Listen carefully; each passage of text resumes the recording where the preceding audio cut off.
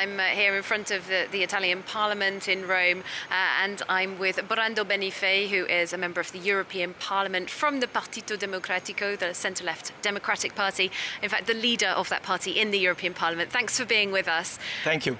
Now I know that your party leader, Enrico Letta, has just spoken, and he said that he will only stay on until the next party congress. It's a big disappointment for your party, isn't it? Where did it go wrong?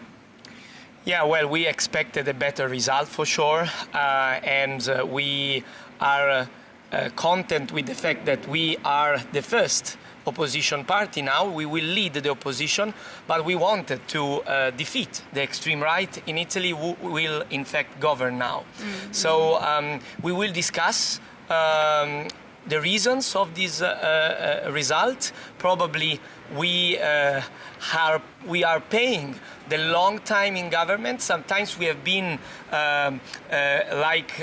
obliged to be in government to manage some delicate phases of the country, while now in opposition maybe we can find again also a stronger reasoning for our party to be there, its identity, its mission.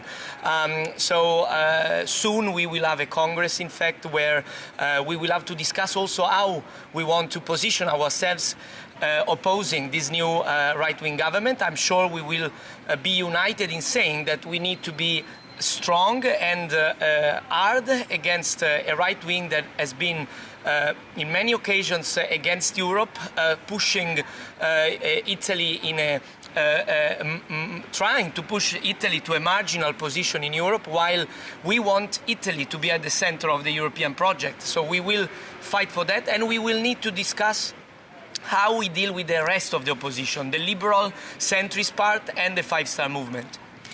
Just speaking about Europe there, as we've been saying on France 24, Italy is the EU and Eurozone's third biggest economy, and what happens here is important for the rest of the EU.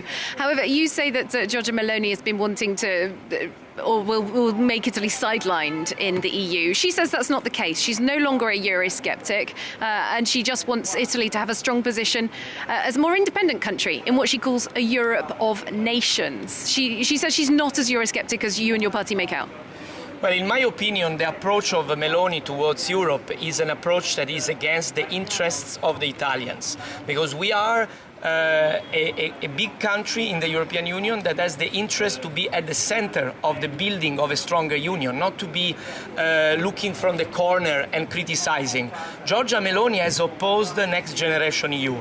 Giorgia Meloni was proposing a loan from the International Monetary Fund while we were fighting for the recovery plan that we obtained in the end. So she now says she does want that recovery money from the EU. Yeah, she now wants, but just a short time ago she was fighting against it, saying we would be tied to the to the ideas of von der Leyen, and that we will be enslaved to Brussels. Now she changed her mind, and also she changed her mind about the euro. She proposed not so much time ago to leave the euro currency. So we are worried that Meloni will not have the strength, the credibility to have a strong say in the destiny of Europe for the next months, while we need instead to be fighting for a cap on the cost of energy. We need to be leading on the reform of the European Union, leaving the veto system that is so dear to her biggest ally,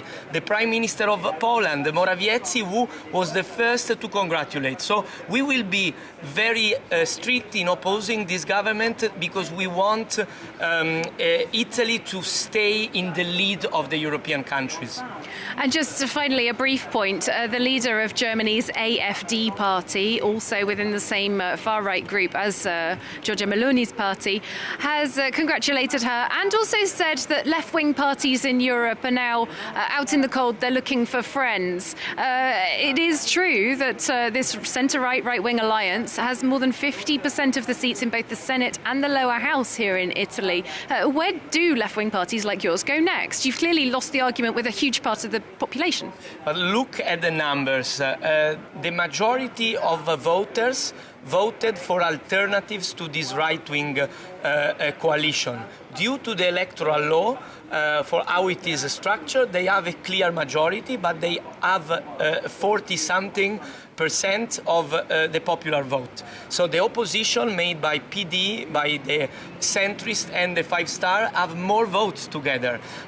So this means that we need to build, as we did in the past, we did already govern together, we need to build a coalition that unites this front of alternatives to propose a real alternative proposal to the Italians. All right, Brando Benifei. So the message from you, the fight does go on from the opposition benches. Yeah, and we need to be as much as possible united against this right-wing government. Okay, thank you very much. Thank Brando you. Benifei, as I said, the Democratic Party's leader in the European Parliament. And we'll head back to Paris now, Jeannie, and bring you more reaction from around Europe a bit later on. All right, thanks, Catherine. We'll be checking back in with you.